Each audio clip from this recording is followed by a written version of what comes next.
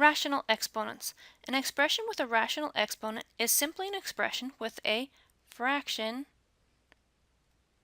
in the exponent. Yay, that's what the word rational means. You see that word ratio in the word rational? Ratio is a fraction. So it turns out that expressions with rational exponents can be written as radicals, which is why they belong in this lesson today. And radicals can be rewritten with rational exponents. So they can go forwards and backwards. So we have let x be a real number, so x is the radicand, and a and b be positive integers, so the bth root of x to the a can be rewritten as the bth root of x raised to the a. These are both the same. And then a third time over, we can rewrite this with a rational exponent, x to the a over b. Notice that the a exponent stayed the a exponent, but the b index moved to be the denominator. Okay, so we want to be able to do this forwards and backwards. First, we will practice converting the following expressions with rational exponents to radical form. We have 8 to the 2/9. So if I want to convert this to a radical form, well, first you need to make a radical symbol. The denominator 9 is going to go in the index. 8 will stay as the radicand, and then our little 2 can either go there inside with the 8, or it could go out here on the outside of the radical. For this purpose, we probably would like to keep it inside with the 8. So then I can reduce it slightly further because I know what 8 squared is. That is 64. This is my final answer. On our next problem, we have a polynomial 5x squared y, all raised to the rational exponent 2/5. So if I'm trying to rewrite this as a radical, first thing I want to do is make a big old radical symbol. Then I have the index needs to be the denominators. So this 5 is going to go in the index. In the radicand, I'm going to leave my parentheses, my base is over here, and all of this is still raised to the second power. Now I would actually like to finish this and make it a little bit cleaner. I still have the 5th root. Sometimes students, when they're moving to one step to the next, will forget to write the little index. If you do that, it's not going to be 100% correct and you won't get your full credit for it. So make sure you do that. Here I'm going to just distribute my 2 to all of the bases. So 5 squared is 25, x squared squared is x to the 4th, and y squared is just y squared. And that's my answer. One more problem when we have a polynomial with a fraction in the exponent. The radical symbol needs to be rewritten. Then we have the 4 in the denominator becomes the index. Inside the radicand, I still have the 3x raised to the 1. Well, that's kind of silly. No one writes raised to the 1, right? We can distribute that really quickly and get the 4th root of 3x.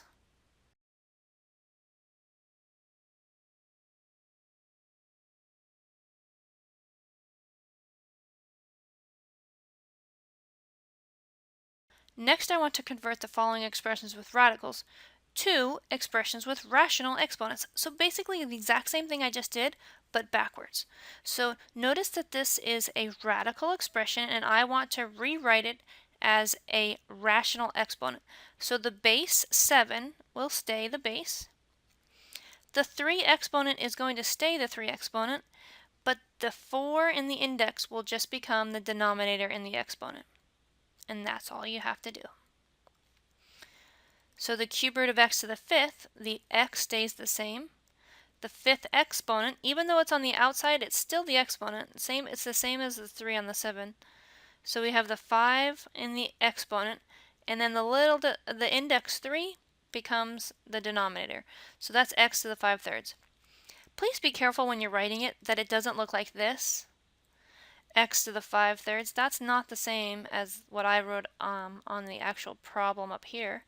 X 5/3, that means like multiply, and that looks a little bit funny. When you're writing it, make sure you write a little 5/3. I know it's a fraction and then they're even smaller, but you have to make sure that it's small and elevated above the x.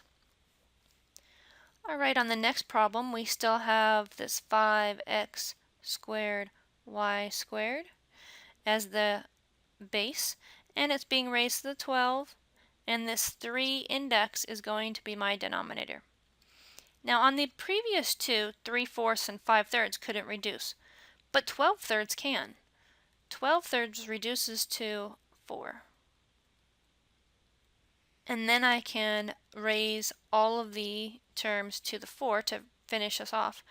5 to the 4 is 625.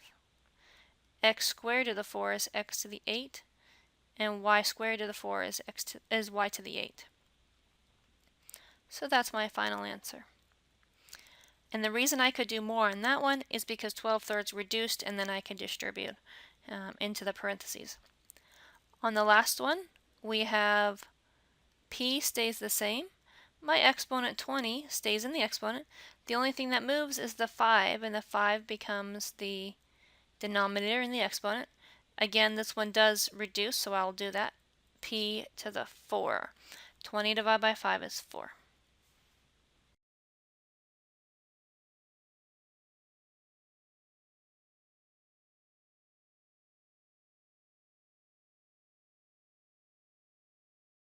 On the next part, we're going to evaluate expressions with rational exponents.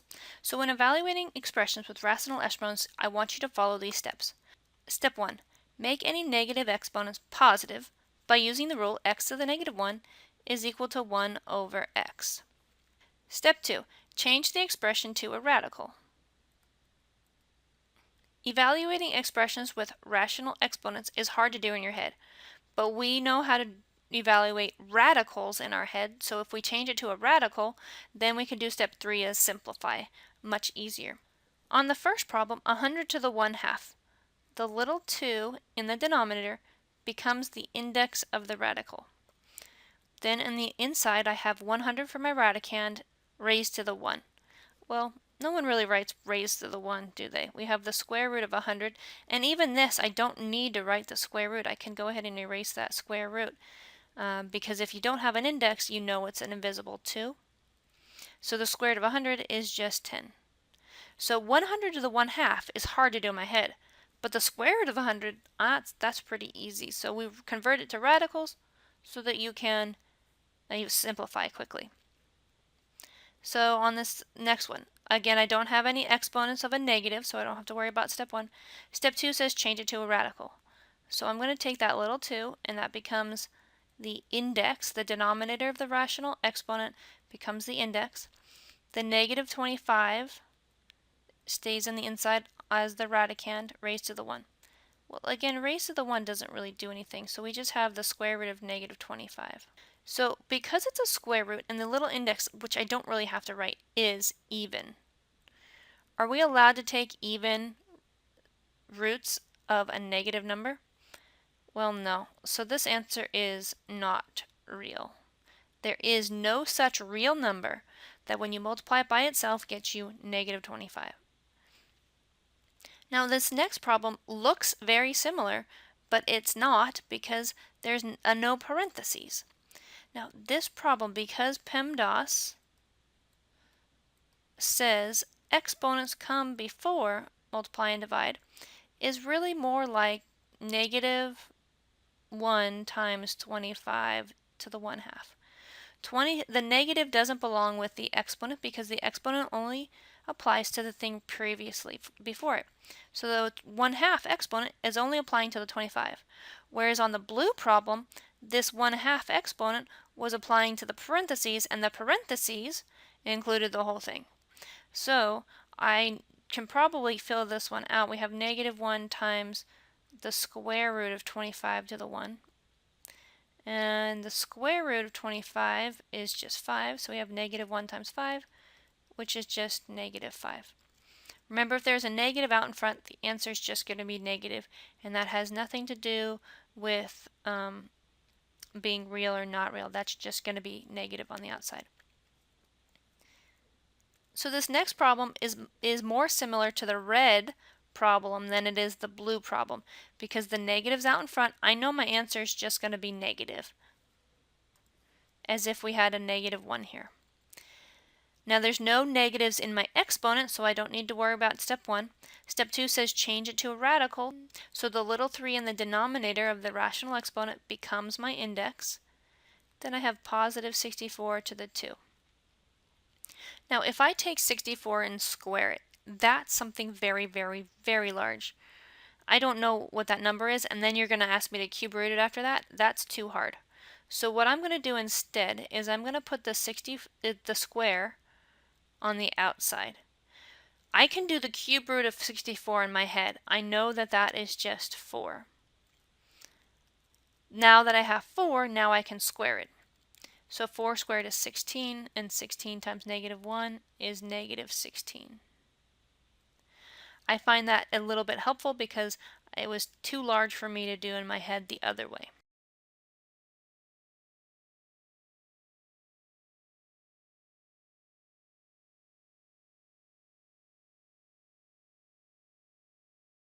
On our next problem, we have 100 over 9 to the 3 halves. So the denominator in the rational exponent becomes the index. I could cube the inside first, or I could square root first. Just like our last problem that I did over there in green, it's easier to make my numbers smaller and then cube them instead of cube them and make them really big, and then I have to take the square root, which is kind of hard. So I'm going to go ahead and do the inside first. The square root of 100 ninths, the square root of 100 is just 10. The square root of 9 is just 3. So the square root of 100 ninths is 10 thirds. And 10 thirds cubed is, because I still haven't done the cubed part, is 10 times 10 times 10, or 1,000, over 3 times 3 times 3, which is 27. On my next problem, we have a negative, but the negative is in front, so my answer is just going to be negative. I have 1/32 to the 2/5. 2/5 is not a negative exponent, so I don't have to worry about that. So I have the little 5 in the denominator becomes my index, 1 over 32, and I would rather figure out what that is and then square it instead of squaring 32, which is going to be too big for my head without a calculator. So the 5th root of 1 is 1. The 5th root of 32 is 2.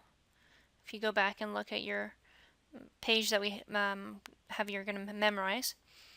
Then the negative, again, just continues to come along because it's on the outside. It's not being applied to the rational exponent. So we have 1 squared, which is 1, over 2 squared, which is 4. So my final answer is -1/4. Okay, so this is the first problem that we have a negative in the exponent, which is what step 1 said to take care of first. If you have any negatives in the exponent, make sure you make them positive by using the rule. So I'm first going to, he's not happy where he's living, and I'm going to move him downstairs. Now that I have that completed and I don't have any negative exponents, now I can change it to a radical.